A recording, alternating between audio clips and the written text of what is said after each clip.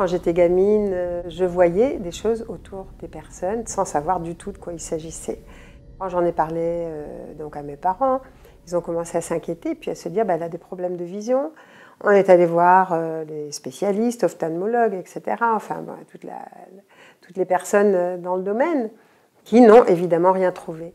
Parce que ce que je voyais, c'était des halos, des couleurs, ce que maintenant je peux connaître comme forme pensée. Donc des tas de signes qui étaient particuliers, mais moi je n'avais pas de code à l'époque. Et puis il s'est passé plusieurs choses dans ma vie, et à un moment donné, étudiante, une chose importante qui a été un virage dans mon histoire et dans ma vie, c'est que donc j'étais allongée sur mon lit, c'était une après-midi, sans drogue, sans quoi que ce soit, et tout d'un coup, en quelques secondes, je me suis vue hors de mon corps physique. Et forcément, j'ai eu un choc, le choc de me dire qu'est-ce qui se passe à ce moment-là, est-ce que je suis morte? C'est la première idée que j'ai eue, c'est est-ce que c'est ça la mort et est-ce que je suis morte? De voir mon corps physique allongé sous moi. Et puis tout d'un coup, je me suis dit, mais en fait, je pense, et rien que de me dire ça et de me poser la question, est-ce que je suis morte? Je suis rentrée dans mon corps physique à nouveau. Donc ça a duré que quelques secondes, mais le temps s'étire quand on est hors de son corps physique. Donc on ne peut pas comparer les secondes qu'on passe physiques et les secondes qu'on passe hors du corps physique. Tous les sens sont décuplés, et au lieu d'être dans un flou, au contraire, c'est quelque chose de très net. Et tous les atomes de la matière vibrent d'une façon étonnante. Tout est illuminé, tout vit, tout bouge. Et c'est là où je me suis rendu compte que la matière n'était pas de la matière, que tout contenait de la vie. Et ça, c'est vraiment extraordinaire de se dire, mais non, il n'y a pas une chose qui puisse être considérée comme morte, ça n'existe pas. Je vous dis, et bien d'autres pourront le confirmer, lorsque l'on vit quelque chose comme ça, c'est imprégné en nous de telle sorte qu'on ne peut pas l'oublier, qu'on ne peut pas dire c'est un rêve. Bien sûr qu'on rêve toutes les nuits, c'est une fonction physiologique d'équilibre, mais aussi la nuit, la plupart des gens partent, voyagent dans différents plans, et pourquoi pas dans le cosmos aussi, pour ceux qui ont leur conscience, qui peuvent s'ouvrir à ces niveaux-là, vivent des choses, font des rencontres, sont enseignés, et le matin, ils ne se souviennent plus de rien parce que bon, il y a les barrages de la dimension 3. Et je me souviens d'une expérience qui était assez marrante, c'est l'expérience avec un film. C'est-à-dire qu'il y avait un film qui venait de sortir aux États-Unis, c'était Les Dents de la Mer à l'époque. Bon, j'étais étudiante et puis je me suis dit, tiens, je vais aller me projeter la nuit, puisqu'il y avait le décalage horaire, c'était bien. Je vais aller me projeter dans un cinéma américain et puis voir ce film. Et à ce moment-là, je me suis retrouvée donc, au milieu des spectateurs en train de regarder le film. Et quand je suis revenue dans mon corps physique, j'ai pu raconter à des amis très proches, parce que bon, on parlait peu de nos expériences à l'époque, à l'extérieur, parce que bon, qui aurait compris? En tout cas, c'est ce qu'on se disait. Et nos amis, on leur a raconté des détails des Dents de la Mer qui, lorsque le film est sorti, se sont avérés tout à fait réels. Ça a duré pendant 7 ans, on a appris à se servir de ce deuxième corps. Comme un enfant qui apprend à marcher, mais avec plus de temps. C'est-à-dire reconnaître les plans dans lesquels on arrivait, reconnaître les différentes dimensions, reconnaître ces plans subtils qu'on ne voit pas, mais qu'on voit quand on est hors de notre corps physique. On pouvait voyager à la vitesse de la pensée. On pensait à un lieu, on y était instantanément. Ensuite, on pouvait rencontrer qui on voulait ou d'autres personnes qui étaient sur le même plan que nous.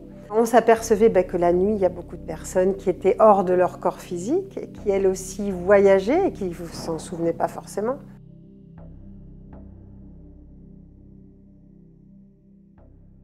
Lorsque je suis hors de mon corps physique, en général, surtout les premières fois, je vois mon corps physique en dessous de moi. Et là, je me suis dit, mais c'est incroyable en fait, parce qu'on a un cerveau, on a l'impression qu'on pense avec ce cerveau. Ben non, mon cerveau est resté dans mon corps physique. Donc qu'est-ce qu'il pense? C'est autre chose. C'est pareil, je continue à avoir des sensations, des émotions, des sentiments. Et c'est pas mon cœur physique qui aime en tout cas.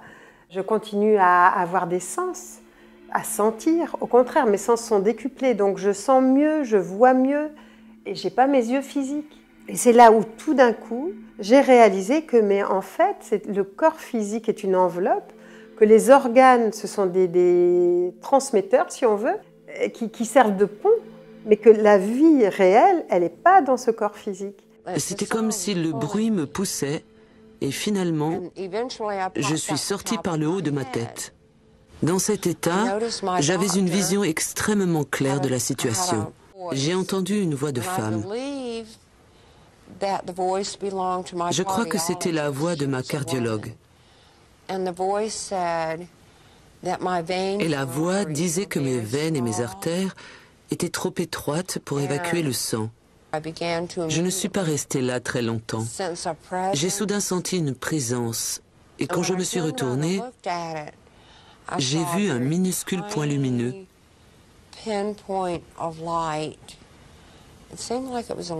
Il semblait très très éloigné. Et quand je m'en suis approchée, j'ai entendu ma grand-mère m'appeler. Je suis aussitôt allée vers elle, et plus je me rapprochais de la lumière, plus je commençais à voir des gens que je reconnaissais. Je suis arrivée à mon corps, je l'ai regardé, et franchement, il avait l'air d'une épave. Il avait l'air de ce qu'il était, mort. Et je n'ai plus voulu y retourner. Nous avons les enregistrements médicaux du moment où cette expérience de mort imminente s'est produite. Cela nous permet de répondre à des questions telles que l'expérience de mort imminente est-elle déclenchée par une crise du lobe temporal ou par une certaine activité électrique dans le cerveau? Eh bien, la réponse est non. Parce que les ondes cérébrales étaient plates et que le tronc cérébral était inactif au moment précis où cette expérience a eu lieu. Tout semble suggérer que notre monde physique n'est que la surface d'une réalité infiniment plus profonde, comme la surface de l'océan sur laquelle nous flottons avec nos bateaux. Mais il y a un océan infiniment profond de réalité en dessous dont nous ne savons rien. Nous commençons seulement à l'explorer de plus en plus profondément.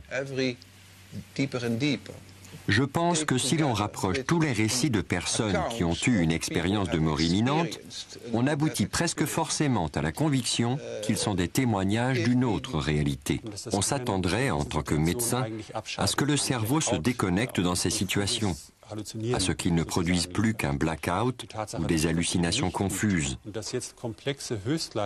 Le fait qu'il ne le fasse pas et qu'au contraire il accomplisse des choses très complexes, allant jusqu'à des perceptions extrasensorielles, jusqu'au jugement de sa vie passée, nous montre que le cerveau veut nous dire plus que simplement « c'est l'heure de tirer le rideau ». Le cerveau et l'expérience elle-même indiquent qu'il peut y avoir une vie après la mort, et l'expérience de mort imminente nous prépare en quelque sorte à cette vie après la mort. C'est là où on peut se dire, mais en fait la mort c'est quoi? On quitte une enveloppe qui nous a servi pendant toute une vie et qu'on honore pour ce qu'elle est évidemment, dont il faut prendre soin parce que c'est ce véhicule qui nous permet de faire des expériences dans la matière, parce qu'une fois que je suis hors de mon corps physique, je traverse le mur, je traverse les personnes, donc ça veut dire aussi que je ne peux plus les contacter physiquement. Que si moi je veux leur parler, que si elle ne me voit pas, eh ben, ce contact ne peut se faire qu'à travers mon corps physique, sauf si c'est quelqu'un qui a une vision subtile.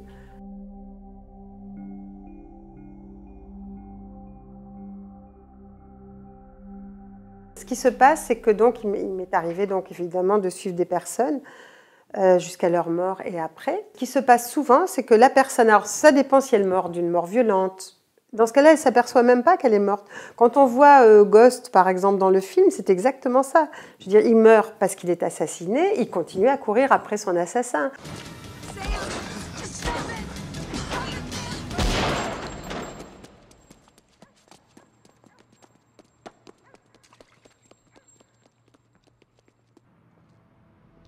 Molly? Molly, you got...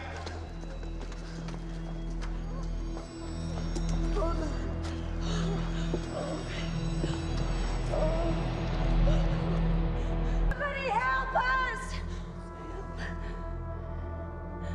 Hold on, baby. Somebody's gonna come. You're gonna be okay. Parce que quand c'est violent, ben, il n'y a pas une grosse différence, on ne s'aperçoit pas qu'on est mort. Donc jusqu'à ce que tout d'un coup, il se souvienne comment il est mort. Et à ce moment-là, il peut quitter le plan physique. Mais je veux dire, là, ça serait vraiment une explication plus longue à apporter parce que les entités, il y a des entités qui restent un peu plus accrochées à la Terre, pas seulement pour guider, mais parce qu'elles n'ont pas fini de faire ce qu'elles voulaient faire, ou de donner un message, ou qu'elles n'ont pas été enterrées comme elles auraient voulu, ou parce qu'elles sont attachées à quelque chose, par exemple à une situation qu'elles aimeraient voir se dénouer, ou parce qu'elles aimeraient aider quelqu'un.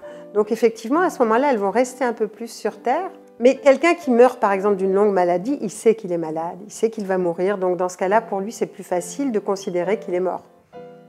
Et à ce moment-là, il peut se passer plusieurs choses. Où la personne va sur le plan qui correspond à son âme, et à partir de là, elle peut revenir régulièrement pour aider, servir de guide aux gens qu'elle aime. Mais elle va continuer son voyage quand même, hein. Je veux dire, elle part. Parce qu'elle n'a aucune raison, je veux dire, de rester sur place. Sauf si elle n'a pas fini ce qu'elle avait à faire et si elle veut donner un message qu'elle n'a pas pu donner. Là, effectivement, elle peut rester encore accrochée. Ou si elle a des, comment on appelle ça, des dépendances à l'argent, à la drogue, à l'alcool.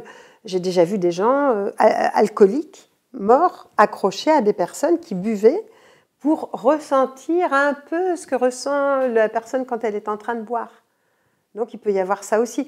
Mais c'est difficile d'en parler en quelques mots parce qu'il y a tellement de cas, tellement d'histoires différentes. Après, vous avez des histoires de fantômes, vous avez des histoires de gens qui restent parce qu'ils sont attachés à un lieu ou parce qu'ils sont en colère contre quelqu'un. Souvent, ce sont des personnes qui ont du mal à quitter la Terre, mais en même temps, c'est pas leur lieu, c'est plus leur endroit. Elles ont des choses tellement belles à découvrir que c'est effectivement vraiment dommage qu'elles restent là.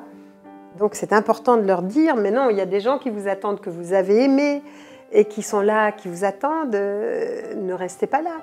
Ne vous inquiétez pas, quoi. Il y a autre chose que ça.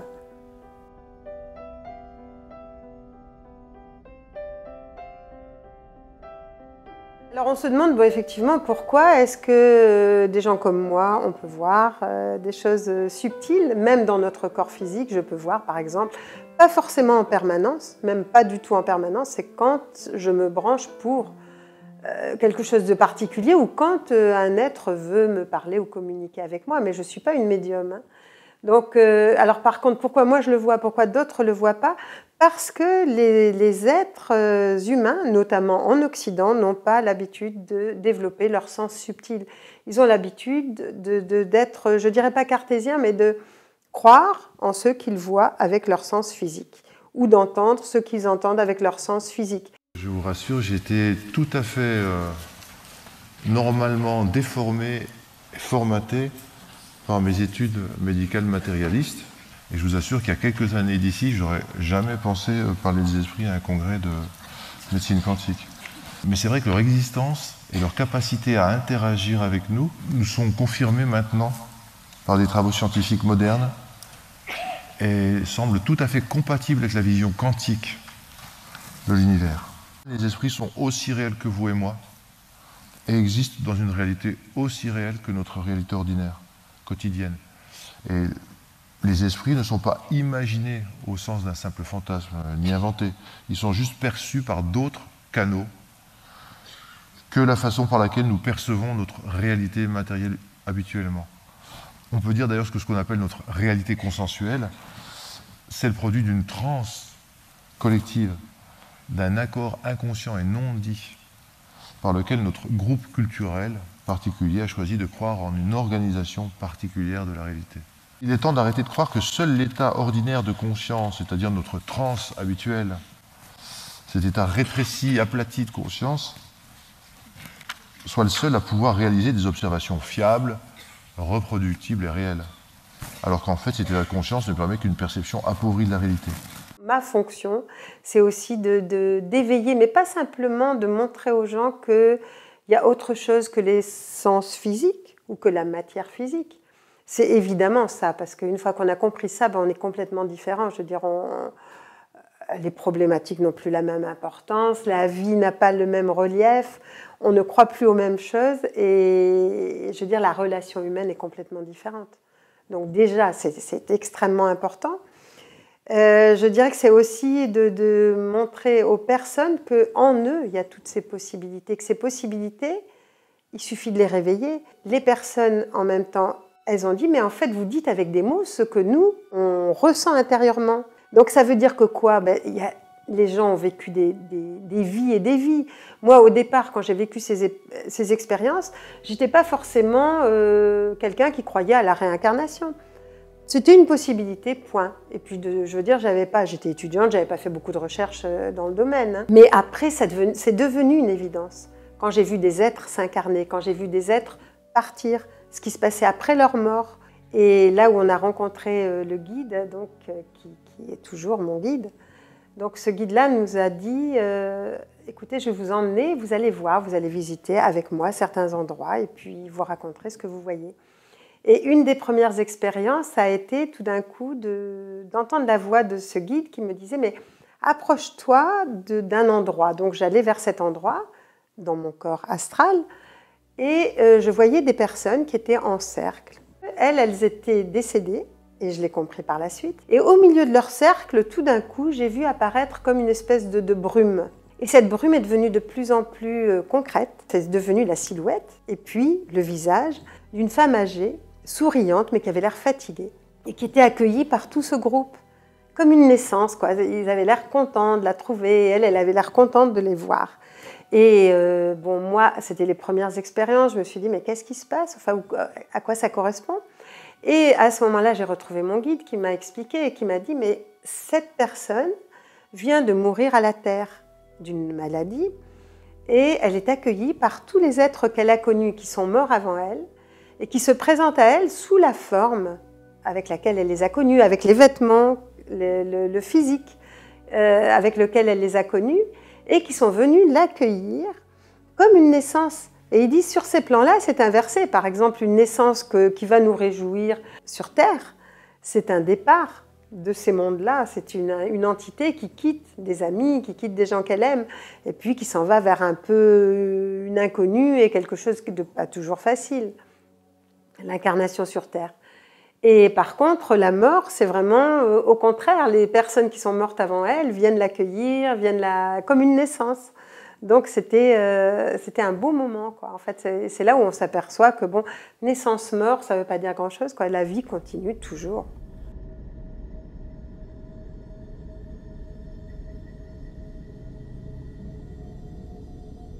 C'est une évidence que après les voyages ou avec les voyages hors du corps physique, à ce moment-là, on peut aller où on veut. On peut aller dans n'importe quelle dimension, mais aussi sur n'importe quelle planète. Si on est accueilli, si on est autorisé à y aller. Donc c'est ce qui m'est arrivé, et notamment, bon, moi j'ai une connexion forte avec la planète Vénus, mais toutes les planètes du système solaire sont habitées, et même hors système solaire. Mais sur d'autres vibrations, c'est comme si, en fait, si vous vouliez, une personne d'un monde à 2 dimensions arrivait sur la planète Terre, avec ses instruments de 2 dimensions, et il y a des choses qu'elle ne pourrait pas capter. Concernant les Vénusiens, tu as l'occasion de me dire que s'ils le souhaitent, ils peuvent se matérialiser selon certaines circonstances. Ont-ils, eux, des vaisseaux spatiaux qui leur permettent de voyager ou le font-ils juste par la pensée? Non, eux ont des vaisseaux spatiaux qui leur permettent de voyager à la vitesse de la lumière, de la pensée, de ce qu'on veut, quoi, en fait. Et concernant Mars, il y a la plaine de Sidonia, où il y a donc on peut voir à l'œil nu ces visages, ces pyramides. On distingue bien ce qui pourrait paraître être une ville, des ruines ou pas. Alors ça, c'est aussi une question. Il y a des restes d'anciennes civilisations. Hein. D'accord. Et là, toutes les planètes du système solaire sont passées à un autre niveau vibratoire. Donc c'est un peu comme si on comparait, disons, notre vie, nous, sur Terre, et puis les fantômes, ou les êtres désincarnés, qui ont une vie sur un autre plan plus subtil. Mais qui sont là imbriqués avec nous, qui peuvent nous traverser sans qu'on les voit. Donc quand on arrive sur une planète, on peut très bien voir un désert ou ne rien voir du tout, parce que la planète dans son ensemble est passée sur un autre niveau. Vibratoire. À partir du moment où nous, on est sur ce même plan, on verra de la même façon. Alors, ou alors on aura des instruments assez subtils pour le voir, quoi. Qu'est-ce qui fait que l'on voit ces pyramides, parce que c'est des restes d'anciennes civilisations aussi. Qui sont au même niveau que nous maintenant. Qui sont visibles avec nos appareils. Visibles, voilà, qui étaient au même niveau. Qui sont visibles avec nos appareils, qui sont construits pour voir à la même vibration que nos yeux, c'est une question de longueur d'onde. C'est 3e dimension. Comment est-ce qu'on peut se dire qu'on est les seuls sur Terre et parmi toutes les galaxies, toutes les étoiles, toutes les planètes, à porter la vie, quoi, enfin, ou à être vivant, ou à vivre. Comment est-ce qu'on peut aussi se dire ça, quoi, je veux dire, qu'on les voit pas. De toute façon, c'est une inconséquence de pouvoir se dire, eh ben non, on est les seuls à vivre sur Terre, quoi. Nous sommes les seuls et les uniques, on est le centre du monde, quoi, de la galaxie, des mondes. Vous vous rendez compte? Déjà rien que ça, c'est ridicule. Alors nous, avec nos instruments de 3 dimensions, on arrive sur une autre planète, on dit « Ah, ben elle est morte » ou « Il n'y a rien, il n'y a pas de vie ». Ben forcément, parce qu'on n'a aucun instrument capable de voir ce qui peut se passer sur une planète qui est déjà dans la 5e dimension, dans la 6e, dans plein d'autres dimensions. Vous vous rendez compte qu'on est seulement sur la 3e dimension. C'est-à-dire c'est pas grand-chose quand même. Et que ça correspond en fait à l'ouverture de nos chakras et que des dimensions, il y en a énormément. 3 dimensions, c'est quoi? Longueur, largeur, profondeur. C'est rien. Là, on est en train de passer 4e, 5e, parce qu'on va capter la distance, le temps, comme quand je suis en voyage astral. C'est-à-dire qu'en fait, toutes les personnes vont commencer à capter ce qui se passe ou à vivre ce que moi je vis en voyage astral, elles vont le vivre quand elles seront dans la 5e dimension.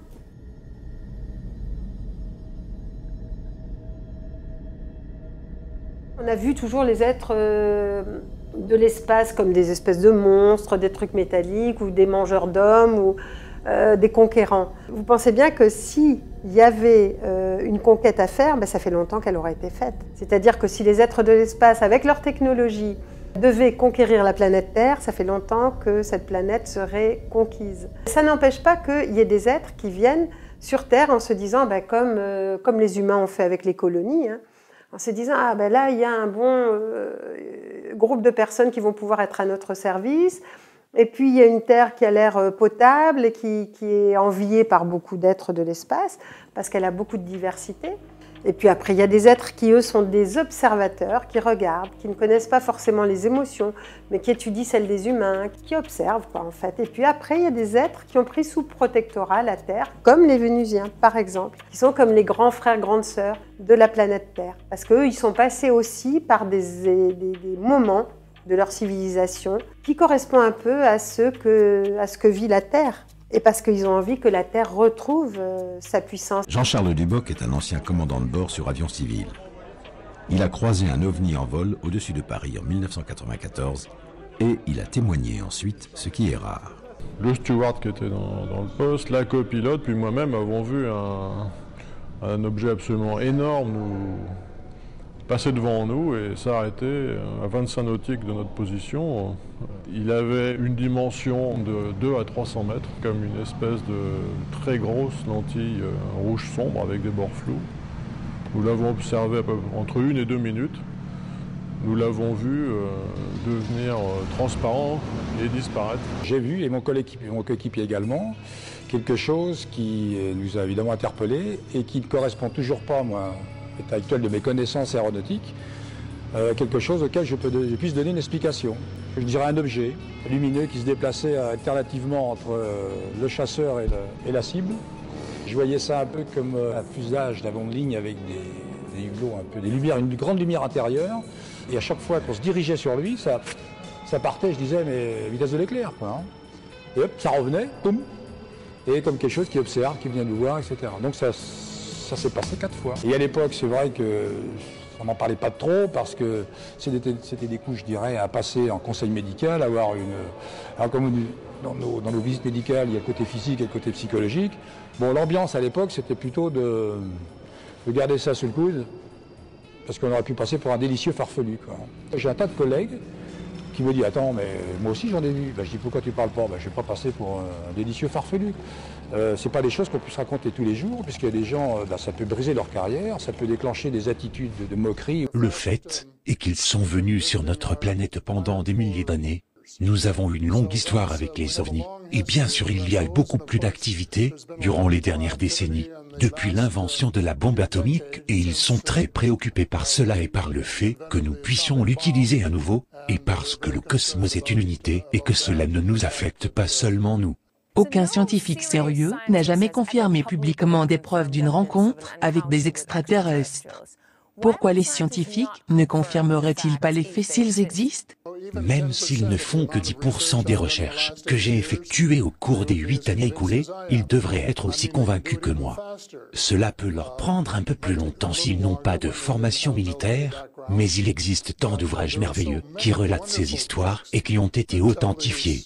Lorsque j'étais ministre, je recevais des comptes rendus d'observation, et lorsque nous le vérifions, à peu près 80%, 8 sur 10, n'étaient pas réels. Mais il restait 15 à 20% pour lesquels il n'y avait aucune explication, et il s'agissait d'authentiques objets volants non identifiés. Une des conférences auxquelles j'ai assisté, c'était à Las Vegas, par un gars qui avait écrit un livre sur les accidents, et il y en avait des douzaines, et beaucoup d'entre eux étaient très bien authentifiés, si bien qu'il était impossible de lire ces preuves et de ne pas arriver à la conclusion que ces véhicules étaient bien réels. Un jour, on m'a montré, mon guide m'a montré la Terre. J'étais en décorporation, la Terre vue de loin, et il me dit « La Terre est la seule fausse note, est considérée comme la seule fausse note de notre système solaire. En plus, c'est la seule planète qui n'a pas de contact officiel avec les autres planètes. Toutes les autres planètes entre elles ont des contacts officiels. Mais c'est sûr aussi que s'ils apparaissent tout d'un coup et que tout le monde a dans la tête le film des envahisseurs, c'est pas la peine. Parce que qu'est-ce qui va se passer? Tout le monde va aller contre, il va y avoir une peur panique et puis ça fera l'effet inverse de ce qu'il pourrait y avoir. Donc il y a aussi des contacts et des vrais contacts avec des êtres qui ont du respect pour l'humain. En même temps, il faut dire que l'humain ne peut pas réveiller beaucoup de respect parce qu'il se bat tout le temps. Il tue les autres règnes, il se nourrit des autres règnes. Enfin, je veux dire, il est considéré comme un homme préhistorique de la part de certains êtres de l'espace, ou comme au jardin d'enfants. Les plus sympathiques disent au jardin d'enfants, les autres disent, bon, on se croirait à la préhistoire. Bon, je veux dire, ils ont donné à Tesla, qui était un des leurs aussi, des communications extrêmement importantes. Mais regardez ce que les hommes ont fait de Tesla et de ses inventions. Aujourd'hui, près d'un demi-siècle après sa mort, le mystère entourant Tesla demeure entier. Il peut voir chaque élément d'une invention, les assembler, en vérifier le fonctionnement, y apporter des correctifs, et tout ce processus se déroule dans sa tête, même pendant qu'il dort. We must be able to transmit scenes from other places over long distances. Pictures, the news, energy, and why not matter too? Now we must liberate thought, we must set it free of limitations that space and time impose on it, and yet keep its principal characteristics. Now and in future centuries. En 1898, alors que Tesla peaufine son brevet sur la transmission de la radio sans fil, son laboratoire brûle mystérieusement. L'incendie réduit en cendres le labeur de milliers d'heures de travail, ramenant l'inventeur des années en arrière et lui coûtant personnellement plus d'1 million de dollars. Tesla est horrifié par l'étendue des dommages, mais comme il est un homme qui ne s'avoue pas facilement vaincu, il reprend ses recherches à zéro, secondé dans cette tâche par ses remarquables habiletés mentales. Tesla a été traité de fou parce qu'il disait pouvoir générer de l'électricité sans carburant, sans énergie solaire et sans énergie éolienne. Et il le pouvait. C'était bien sûr quelque chose que les compagnies pétrolières voulaient empêcher à tout prix. Tesla était aussi capable de transmettre de l'énergie électrique sans fil à travers l'atmosphère. Morgan a mis fin au projet lorsque les conséquences commerciales sont apparues. Nous avions l'électricité, mais les gens pauvres n'en disposaient pas. Tesla avait constaté que le monde était divisé en deux, ceux qui avaient accès à l'électricité et ceux qui n'y avaient pas accès, et il voulait que tous sans exception reçoivent l'électricité en cadeau. Même si à la fin Morgan a coupé les fonds pour le projet de la tour Wardenclyffe, je pense que ce projet n'a pas été stoppé par manque d'argent. Tesla y a mis fin parce que ses idées pouvaient servir à des fins militaires. Il pouvait montrer au monde entier comment avoir de l'énergie sans dépenser, sans être obligé de travailler ou de souffrir pour essayer de payer l'électricité, le gaz, les machins, enfin tout ce qu'on est en train de faire, quoi, et qui est ridicule. Je veux dire, on a une technologie sur Terre ridicule, disons officiellement, parce qu'officieusement, la technologie est bien plus avancée. Seulement, c'est toujours les mêmes qui la gardent, cette technologie. Et quand il y a des chercheurs qui ont trouvé autre chose, ben en général, ou on les supprime, ou on achète leurs inventions. Donc, qu'on ne dise pas que ça sert qu'à l'armée. D'accord, à l'armée, on le voit, mais ça sert à plein d'autres choses, toutes ces technologies. Mais comme un laser, ça peut tuer, ça peut guérir, ça dépend comment on s'en sert. Le laser, les microprocesseurs, les ordinateurs, enfin, il y a des tas de possibilités, mais surtout tout ce qui est énergie libre. C'est ça qui est extraordinaire, parce que je veux dire, il n'y a pas besoin de monnayer, mais il y a des êtres qui, sur Terre, ne vont pas lâcher le morceau, parce que c'est ce qui les fait vivre, et que ça leur rapporte beaucoup. Même au niveau de la santé, il y a le son et la lumière, par exemple, les soins esséniens, ce sont des soins qui ont été amenés par ces autres planètes. Parce qu'on travaille avec la lumière, parce qu'on travaille avec le son. Il y a des échanges qui sont absolument extraordinaires, mais après, l'humain va s'en servir à sa façon. Et comme pour l'instant, l'humain est encore cloisonné dans le pouvoir, l'argent, comment je vais ramasser le plus, travailler le moins et faire travailler les autres, eh ben on en est toujours au même point, quoi.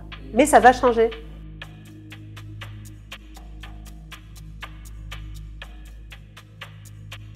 Alors déjà, sur tous les grands lieux, bon, aucune des pyramides, évidemment, n'a servi de tombeau, comme on l'a...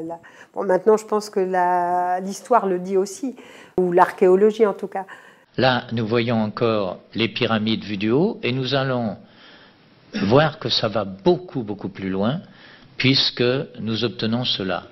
Le diamètre des deux cercles réalise 1000 mètres 0,000. Et la circonférence nous donne bien évidemment le nombre pi. Ce qu'il faut concevoir, c'est que le hasard peut rentrer dans une formule, comme cela. 1, 2, 3, 10, 6, 100, ça ne peut plus être le hasard. À ce moment-là, c'est une pensée profonde qui nous dépasse réellement, où il faut aller chercher autre chose, c'est-à-dire non pas une science à titre expérimental comme celle que nous exploitons couramment, mais une science d'ordre spatial. Les pyramides, ce sont vraiment des lieux de transfert d'énergie. Donc des lieux où étaient gardés, à l'époque de l'Atlantide par exemple, dans les pyramides, il y avait des instruments de haute précision qui ont été enfermés aussi pour que ça ne serve pas à des personnes qui n'auraient pas su s'en servir. C'est comme des moteurs puissants, c'est comme des dynamisateurs puissants. Donc tous ces monuments-là, ce sont des monuments qui servent, je veux dire, qui sont aussi des points d'acupuncture. Il y a des pyramides qui sont dans la terre aussi, qui servent de points d'acupuncture sur tous les grands axes et les grandes veines de la Terre. Il y aurait beaucoup à dire là-dessus, qui ont été mis par des êtres d'autres planètes. La Terre a toujours été en connexion avec les autres planètes. Et le grand corps de la Terre a attendu que ses habitants veuillent bien évoluer. Donc c'est pour ça qu'elle était en retard par rapport aux autres planètes. Mais maintenant, elle va reprendre sa place et les habitants vont suivre ou pas.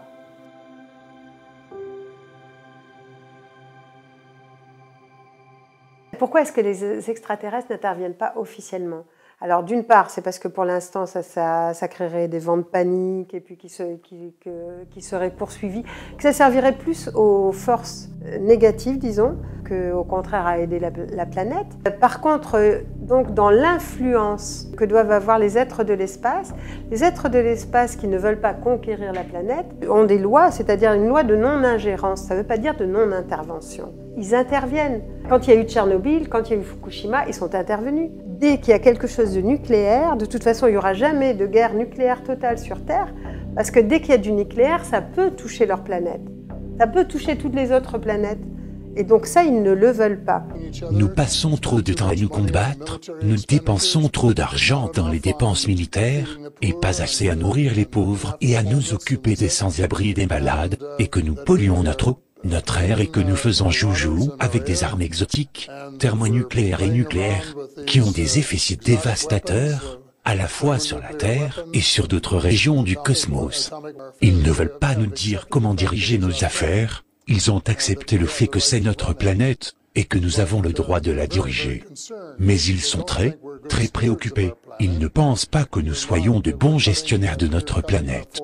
Nous déboisons nos forêts, nous polluons nos rivières et nos lacs, et nous rejetons nos déchets dans les océans, et nous faisons toutes sortes de choses qui ne sont pas ce que de bons gestionnaires devraient faire.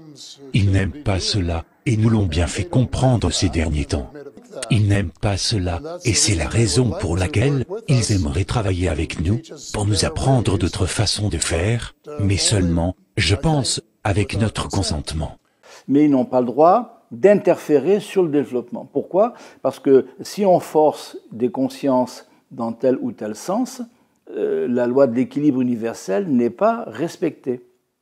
Donc, ils aident, ils sont là comme des grands guides, comme des grands frères, c'est pour ça qu'on les appelle aussi les frères de l'espace, parce qu'ils sont là pour nous guider, pour nous aider, mais ils ne doivent pas interférer avec le développement de la planète. Par contre, lorsqu'il y a un grave danger, eh bien, ils interviennent pour minimiser. Je ne dis pas supprimer, ils n'ont pas le droit, mais minimiser. C'est-à-dire que lorsque l'homme crée quelque chose qui est trop dangereux, ils vont atténuer dans une certaine proportion la dangerosité. Elles interviennent, mais elles n'interviendront pas de force.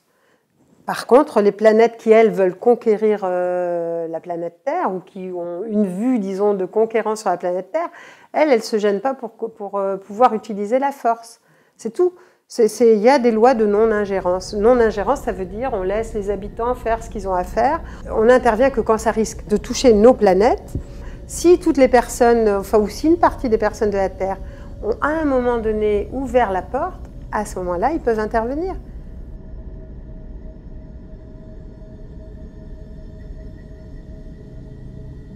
Alors ça peut donner le vertige, mais en même temps, je crois qu'à un moment donné, il faut arrêter de se poser des questions intellectuellement. C'est-à-dire, il faut expanser, c'est-à-dire se dire tout est possible, toutes les dimensions sont possibles, qu'est-ce qu'on va y découvrir? Je pense que, enfin, ce que me disent toujours les êtres, et c'est ce que je répète souvent, donc vous avez dû déjà l'entendre des tas de fois, mais c'est qu'il y a autant de différences entre la préhistoire et maintenant qu'entre maintenant et ce qui va se passer dans quelque temps. Donc, cette ouverture qui est en train de se faire, cette nouvelle planète qui est en train de se créer, cette nouvelle Terre. Donc, on ne peut même pas l'imaginer et ça n'a pas d'importance. On imagine pour l'instant, on fait avec ce qu'on a, on reconstruit, enfin, on construit une nouvelle Terre avec d'autres paramètres, mais sont déversés sur Terre toujours et continuellement depuis 2012 en plus grande quantité, des énergies qui permettent de changer, de modifier notre ADN. Il y a des entités aussi, des enfants, des tout petits, qui arrivent avec un ADN déjà modifié. Ce qui veut dire que cette compréhension qu'on n'a pas encore, on est en train de l'acquérir. Par exemple, avant, quand on parlait de voyage astral, moi, quand j'ai commencé à parler de voyage astral, c'était vraiment... je me disais, mais comment je vais arriver à expliquer cette dimension-là? Maintenant, ce mot-là, ça ne veut pas dire que les gens le comprennent bien, mais ce mot-là, on en parle. Bon, l'après-vie, le voyage astral, etc. Des mots dont on ne parlait que dans des sociétés ésotériques il y a 15 ans, par exemple. Donc ça change. Et là, on est en train de changer et notre ADN se modifie, ce qui fait que la compréhension aussi se modifie. Et que ce qui nous paraissait impensable ou inimaginable 1 an, 2 ans avant, va devenir quelque chose d'évident après. La Terre, la planète entière est en train d'aller vers une autre dimension, donc vers la 5e dimension, en passant par la 4e, bien entendu. Mais ça veut dire quoi? Ça veut dire que les gens commencent maintenant... Il n'y a jamais eu autant de communication avec le peuple animal, il n'y a jamais eu autant de communication tout court. Les channels avant, quand une personne entendait des voix, elle était en hôpital psychiatrique. Maintenant, ben non, c'est extraordinaire. Je veux dire, il y en a plein partout. Tout le monde entend quelque chose. Alors, ce que je dis toujours, c'est je ne parle pas de la qualité de ce que la personne entend, parce que ça dépend de son niveau, ça dépend de ce qu'elle capte. Mais en tout cas, les gens captent beaucoup plus. Les gens développent des sens subtils au niveau des soins, au niveau du toucher. Sur leurs appareils photo, ils commencent à voir des orbes, ils commencent à voir des entités. Là, sur notre site, par exemple, on a une newsletter où on met les photos insolites. Il y a des photos qui sont incroyables, je veux dire, où on voit des entités de lumière, où on voit des visages, des formes. Disons, la barrière entre les mondes invisibles et le monde physique est en train petit à petit de s'amenuiser. Et on a de plus en plus de contacts avec les invisibles. Il y a à nouveau des contacts avec les êtres de la nature, les gnomes, les lutins, les fées, qui avant étaient relégués au rang des contes de fées. Maintenant, à nouveau, il y a des contacts. Donc c'est extraordinaire. Donc on ne peut pas dire qu'on ne voit pas, on recommence à nouveau à ouvrir les sens subtils. On est en train de découvrir, même en physique quantique, d'autres lois qui font qu'on n'a plus les mêmes règles. Alors les personnes qui continuent à penser comme dans l'ancien temps, enfin pas dans l'ancien temps, dans notre ère industrielle, disons, qui a créé, enfin qui a certainement été intéressante, mais qui a créé beaucoup de dégâts sur les plans subtils et de problématiques subtiles. Disons que les personnes sont en train de s'apercevoir qu'effectivement, il y a d'autres choses qui existent. D'ailleurs, quand on parle des rayons X, quand on parle de l'air, quand on parle de tas de matières au niveau physique qu'on ne voit pas, on croit bien que ça existe. Donc, il n'y a pas de raison que le reste n'existe pas non plus. Et quand nous, on montre à nos étudiants les particules de prana qui permettent la respiration subtile, qui nourrissent le corps complètement et tous les corps subtils en même temps, ben, ils se disent « Ah mais oui, c'est des choses qu'on voyait, mais on ne savait pas ce que c'était, ou qu'on ne voyait pas simplement parce qu'on n'y faisait pas attention. » Et maintenant qu'on y fait attention, on les voit tout le temps. On les voit quand on veut. Et il y a ça aussi, c'est-à-dire que quand on ne croit pas à quelque chose, quand on n'en a jamais entendu parler, quand on n'imagine même pas que ça existe, ou quand on ne laisse pas la possibilité que ça existe, eh bien, ça n'existe pas pour la personne. À partir du moment où on va commencer à croire en quelque chose, ou à penser, ou à supposer, au moins à laisser la porte ouverte, en se disant « ça peut exister », à ce moment-là, les communications arrivent. Et ça commence à exister pour la personne.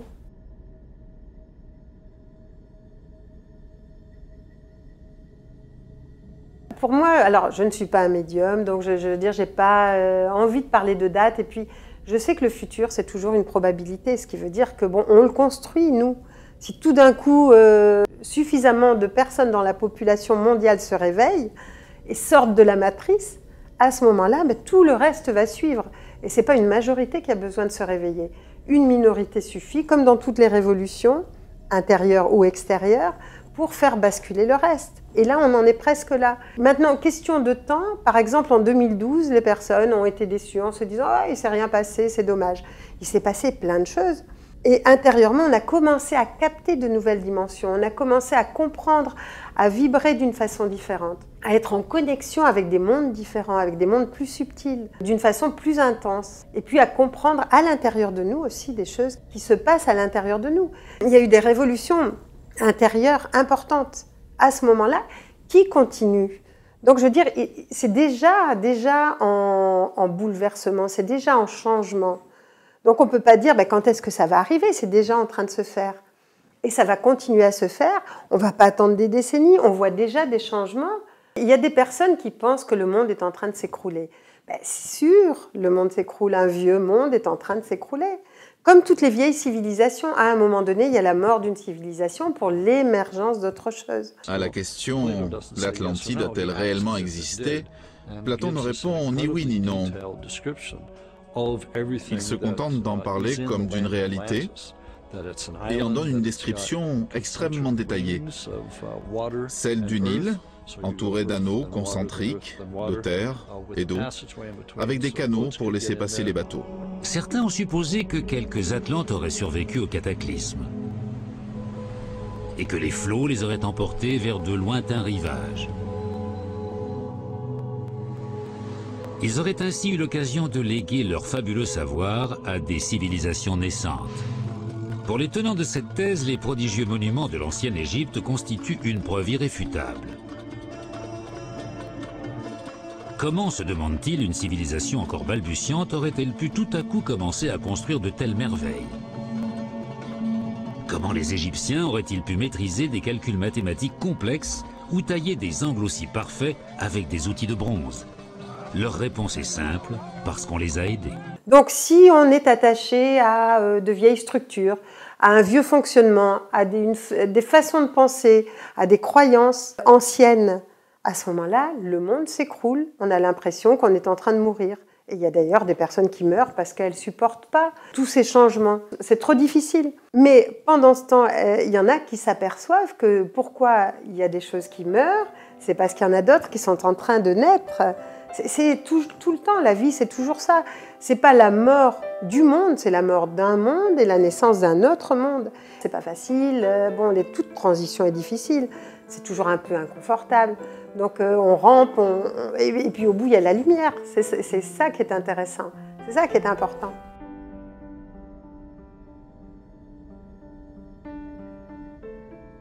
Quand je suis en contact avec des êtres comme mon guide, par exemple, mais c'est vrai que la première fois et les autres fois où je le rencontre, mais la première fois, il y a une telle paix qui émane de cet être-là que on se sent parfaitement bien. C'est comme si on était à ce moment-là pas du tout hypnotisé, on ne perd pas notre pouvoir, on ne perd pas nos fonctions, mais on a cette sensation tout d'un coup d'être chez nous, d'être compris, d'être bien, et quelquefois de même pas avoir de questions à poser. Parce que c'est une évidence, quoi. Tout est clair, c'est comme tout était juste, tout était posé là où il faut. Et quand je rencontre des êtres d'autres planètes qui effectivement donc, ont un autre type d'évolution, comme des frères vénusiens ou des sœurs, à ce moment-là, cette même sensation de reconnexion, on a l'impression qu'en fait l'humain, nous en tant qu'humains, ou quand on s'incarne sur Terre en tout cas, on complique beaucoup les choses et que c'est beaucoup plus simple que ce qu'on veut nous faire croire. Ou que ce qu'on croit en fait. Hein. Parce que je veux dire, bon, nous faire croire, on ne peut pas mettre la faute sur qui que ce soit. Je veux dire, nous, tout seul, on est bien capable de s'ennuyer tout seul, quoi.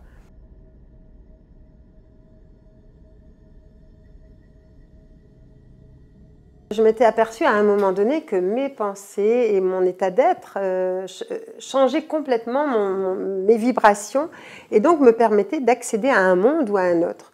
Parce qu'en fait, le monde que nous voyons, correspond complètement à ce que nous sommes, nous, à l'intérieur. Et si on est deux personnes côte à côte, on pourra décrire le monde et on ne verra pas la même chose. Parce qu'on n'a pas les mêmes croyances, parce qu'on n'a pas les mêmes pensées, parce qu'on ne vit pas de la même façon. Donc on vit dans des mondes différents. Il n'y a que l'énergie cœur qui peut nous permettre de nous comprendre. Mais en dehors de ça, il y a incommunicabilité quelque part, parce qu'on est tous dans notre monde. Et ce monde, souvent, n'est pas objectif. Il correspond à ce que nous sommes. Et donc, ce que j'ai vécu sur les plans subtils, évidemment, se retrouve sur le plan physique. C'est-à-dire que moi, je me suis dit, mais à un moment donné, mais c'est terrible. Alors, je me suis dit, mais dans le plan physique, les gens ne voient pas quand ils émettent des pensées, mais ces pensées, elles prennent corps autour d'eux. Et c'est ce que les Esséniens, il y a 2000 ans, appelaient entité-maladie et forme-pensée. Parce que pour eux, c'était quelque chose d'extrêmement important, c'est-à-dire, ils disaient, la maladie ne vient pas de l'extérieur, elle vient d'abord des portes que nous ouvrons en nous et qui permettent à ce qu'on appelle les entités, ou à ce qu'eux appelaient les entités maladies, et qu'on appelle aujourd'hui dans nos cours les entités maladies, de venir se greffer justement sur les pensées qu'on émet. Moi, je crois en le fait qu'on attire à nous ce qui émane de nous. Si je vibre la disharmonie, il y a plus de chances que j'attire des choses disharmonieuses dans ma vie. Et ces choses seront quelque part le reflet de ce que je suis moi-même, effectivement. Ça, je crois qu'on peut le dire. Et je crois qu'on peut surtout l'expérimenter, parce qu'à un moment donné, il y a les croyances et puis il y a ce qu'on vit. Et dans ma pratique, une fois qu'on commence vraiment à observer les choses, on voit que si on n'a pas réglé quelque chose, on risque de l'attirer, comme des situations récurrentes qui reviennent, toujours le même type de confrontation avec les gens, de choses qui nous sont dites. Hein. Et par contre, une fois qu'on a lâché prise, qu'on a guéri la cause qui finalement se manifestait en tant que conséquence à l'extérieur, elle ne se manifeste plus. Parce que le monde des causes est toujours en nous, le monde extérieur est le monde des conséquences. Si je guéris la cause, la conséquence ne se manifeste plus, effectivement. Et le problème, c'est que la personne, quand elle a peur, elle va vibrer la peur. Et elle va tirer des circonstances qui lui donneront raison d'avoir eu peur. Elle va dire « Ah ben j'avais raison d'avoir peur puisque ça s'est manifesté » sans savoir que c'est elle qui a produit la chose, qui l'a attirée. Alors qu'effectivement, si on a peur, il faut aller voir pourquoi on a peur. On a souffert du manque quand on était plus jeune. Peut-être qu'on a hérité de mémoire aussi au niveau du manque. Nos ancêtres ont manqué et puis on a hérité de cela. Mais ce n'est pas parce qu'on l'a hérité ou qu'on a vécu ça dans l'enfance qu'on doit vivre avec toute sa vie et qu'on doit attendre que ça se compense à l'extérieur pour ne plus être dans cette sensation de manque. Souvent, les gens, justement, attendent que ça change à l'extérieur pour être dans le bonheur, dans la joie. Et du coup, ils conditionnent leur état d'être aux circonstances extérieures et ils perdent leur pouvoir. Ils donnent leur pouvoir au monde extérieur aux autres. Dans la méditation, dans la voie spirituelle en général, on va se réapproprier notre pouvoir par la prise de notre responsabilité pleine et entière dans ce qu'on crée. Et on ne s'imagine pas, quand on est dans le plan physique, parce qu'on ne les voit pas, qu'à chaque fois qu'on émet une pensée, on crée un monde. Et je me souviens qu'il y a 2000 ans, dans les enseignements qui nous étaient donnés il y a 2000 ans, il y a des enseignants qui nous disaient « mais quand vous prononcez une parole, vous créez un monde. Quand vous prononcez une parole, vous créez un univers. » Et sur ces univers, il y a des entités qui, elles, vont avoir une forme de vie comme vous avez une vie sur Terre. Et qui vont vivre dans des univers ou chaotiques ou au contraire harmonieux, selon ce que vous avez émis. Donc nous sommes des créateurs. If looking Si le fait de regarder et de s'attendre à trouver quelque chose, si c'est cela même qui crée la chose recherchée, qu'est-ce que tout cela signifie lorsque l'on sait que vous êtes conditionné à regarder votre corps pour y chercher tous les jours ou toutes les semaines et quelque chose qui ne va pas, à y chercher une anomalie, une grosseur, une décoloration. Vous voyez ce que je veux dire? Je ne suis pas en train de vous dire qu'il ne faut pas regarder. Ce que je veux dire, c'est que c'est votre état de conscience qui est important quand vous regardez. Les nouvelles découvertes suggèrent que le pouvoir de changer notre corps et notre monde est étroitement lié à ce que nous appelons croyance. Ce que nous croyons être vrai. Notre vie est étroitement liée à nos croyances sur le monde. Nos croyances sur nous-mêmes, le monde, les autres, sur nos limitations et nos capacités. Neville, auteur du début du XXe siècle, a écrit un livre intitulé « Le pouvoir de la conscience ». Ce que dit Neville est que le pouvoir de nos croyances est un pouvoir infini contre lequel aucune force terrestre ne peut prévaloir. Et c'est extrêmement important de reprendre notre pouvoir. Et je pense que l'ère qui vient, une des choses extrêmement importantes, et c'est pour ça que nous consacrons beaucoup de temps aux pensées, aux formes pensées, ça va être la gestion, c'est-à-dire reprendre le pouvoir sur nos pensées, ne plus laisser inconsidérément nos pensées partir dans tous les sens, ne pas créer n'importe quoi comme pensée, mais au contraire apprendre, comme sur d'autres planètes, la gestion de nos pensées, c'est-à-dire redevenir maître en fait de nos pensées et de nos émotions. Et à ce moment-là, on va créer des mondes qui ne seront pas chaotiques. D'ailleurs, pour rentrer dans une 5e dimension, sur le plan astral par exemple, ne serait-ce que quand je suis en voyage astral, si je peux créer extrêmement vite, c'est-à-dire ce à quoi je vais penser va se créer. Et si par exemple, si j'ai tout d'un coup peur d'une guerre ou de n'importe quoi, je vais créer la guerre. Donc si on rentre dans la 5e dimension sans apprendre à gérer nos pensées, on va créer des mondes chaotiques et redescendre dans une dimension inférieure, forcément. Donc alors maintenant, on va dire effectivement, bon, est-ce qu'il faut ignorer complètement toutes les choses négatives? Non, pas du tout. Au contraire, quelqu'un d'informé est quelqu'un qui va être de plus en plus libre. Donc il faut absolument être informé, il faut agir, non pas réagir, mais agir. Mais on ne peut pas agir contre. Par exemple, quand on dit « je vais agir contre la faim dans le monde », à ce moment-là, on nourrit la faim dans le monde. Quand vous dites « j'agis pour que les gens aient suffisamment à manger », à ce moment-là, on agit. Alors, extérieurement, ça va sembler être la même chose. Intérieurement, c'est complètement différent. Et l'énergie déployée va être complètement différente. Ce qui veut dire que dans notre quotidien, on n'a pas à être contre quelque chose. Il faut qu'on regarde vers quoi on veut aller. Quel est notre objectif? Qu'est-ce qu'on a envie de voir sur Terre ou sur une nouvelle Terre? Ce n'est pas le fait d'ignorer un enfant qui meurt de faim. Si on est là et si on a de l'argent à donner, ok, on le donne, ou de l'amour, ou de ce qu'on veut. Nous, on va en Afrique, on aide des personnes à retrouver la dignité en tant que guérisseurs, parce que en Afrique, au Mexique, dans tous les pays où on va, on retrouve justement les guérisseurs de ces pays-là, parce qu'ils ont énormément de savoir, qui a été vraiment mis à zéro, et leur dignité aussi a été mise à zéro, parce que l'Occident, enfin, et puis la médecine dite occidentale, a voulu montrer qu'elle était extraordinaire et que le reste ne valait rien. Mais ce qu'on veut leur montrer, c'est qu'ils ont de la valeur. Et justement, leur permettre de retrouver de la valeur, de retrouver leur dignité, c'est important. Donc, où que vous soyez, quoi qu'on fasse, quoi que vous fassiez, c'est bien de le faire. C'est pas ça le problème. Mais c'est important de ne pas le faire contre un gouvernement, contre quelque chose. Par contre, d'être informé, oui, et de le faire en conscience, en se disant, moi, qu'est-ce que j'ai envie de voir sur Terre? Qu'est-ce que j'ai envie de faire sur Terre tous les jours? Comment j'ai envie que mes enfants voient la planète? Comment j'ai envie qu'ils vivent? Donc, accepter de ne pas tout pouvoir faire. On n'est pas là pour sauver la planète. On est là déjà pour donner une énergie positive à notre environnement. Et ça, c'est important. Parce que si déjà, autour de soi, on arrive à faire générer de l'amour, de la joie, en acceptant aussi de pouvoir être triste, accepter d'être ce qu'on est, quoi, tout simplement, à ce moment-là, la planète va changer. mais on ne va pas être le sauveur de la planète. Ce sont des titres qui n'ont plus lieu d'être.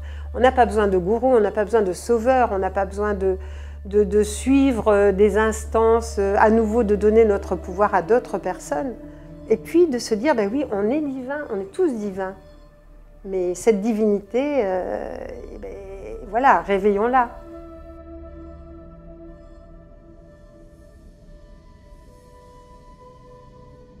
Alors c'est vrai qu'il y a beaucoup de personnes qui aimeraient faire un voyage astral. Et ce que je dis souvent, c'est que tout le monde veut faire un voyage astral, personne ne veut mourir. C'est bizarre parce que c'est la même chose en fait. Hein. Et en plus, faire un voyage astral, ça veut dire quoi? Échapper au quotidien. On ne peut pas faire le voyage astral pour fuir, sinon il y a des dangers de toute façon. C'est de mal rentrer dans son corps physique. Mal rentrer dans son corps physique, ça peut aller de simple mal de tête jusqu'à la schizophrénie quand même. Donc, c'est pas quelque chose qu'on fait comme ça inconsidérément, mais à un moment donné, l'âme peut être appelée à le vivre. D'ailleurs, il y a des personnes qui le vivent parce qu'elles ont eu un accident, parce qu'elles ont eu une mort clinique, ou pour diverses raisons, et qui ont ramené de cet événement, même si elles ne l'ont vécu qu'une fois, une assurance que, bon, que la mort n'existe pas déjà. Mais en même temps, on peut pas, effectivement, c'est important d'avoir de bonnes racines. C'est comme un arbre, plus vous voulez monter haut, plus il faut avoir de bonnes racines. Sinon, la moindre tempête, le moindre vent, et hop, on est déraciné, on est déstabilisé, on est mal, et à ce moment-là, ça ne sert à rien. Il ne faut pas s'arrêter à la capacité ou aux moyens en faisant un but. Et il y a des personnes qui vont vouloir faire un but du voyage astral, alors que pendant ce temps, leur vie passe et que c'est ça l'objectif. L'objectif, c'est le chemin. Parce qu'il y a des personnes qui, par exemple, vont passer des années et des années à essayer de sortir de leur corps physique. Mais c'est quoi? C'est un moyen, comme un autre. Je veux dire, comme peut-être la médiumnité, comme on a de multiples moyens pour accéder à d'autres densités. Il y a des personnes qui, en méditation, vont avoir des expansions de conscience. Ça sera différent. Mais je veux dire, on n'est pas un grand être parce qu'on fait un voyage astral.